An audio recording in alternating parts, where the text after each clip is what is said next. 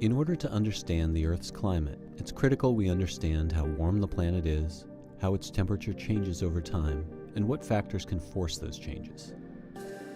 The sun is the Earth's primary source of heat, constantly bathing us with solar radiation.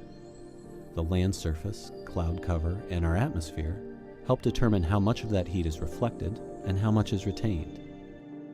How that changes over time is really critical, because in a climate system that's in equilibrium, those two should really balance. And if they do, then the temperatures will remain relatively constant with time.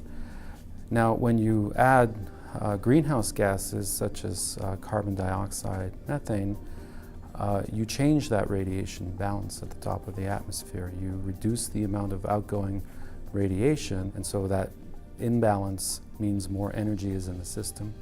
Part of it goes into the ocean, as it's stored in the ocean, and part of it goes into actually warming the Earth. One of NASA's most important tools for measuring that heat is an instrument on board the Aqua, Terra, TRIM, and NPP satellites called CERES, Clouds and the Earth's Radiant Energy System. CERES instrument has exactly 3 channels, but those 3 channels have been tuned to get really, really important information about long-wave radiation from the Earth system, the reflected short-wave radiation from the sun, and then a window channel of radiation. So it's got 3 channels that give us a huge amount of information about the radiation budget of the Earth. CERES observations complement data from another instrument on Aqua and Terra called MODIS. MODIS has a smaller footprint, but much higher resolution to its data, illuminating how the energy budget is affected by clouds, dust particles, oceans, and land cover. That energy budget can also be influenced by natural events, such as the La Niña and El Niño weather patterns, the amount of ice and snow covering the Earth, and events that impact the Earth's atmosphere, like volcanoes.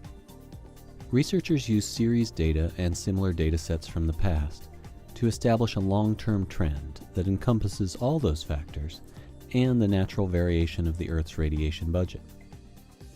If you want to look at changes in the system that are significant, that might be associated with actual global warming, you have to measure above that natural variability. So you need a long record.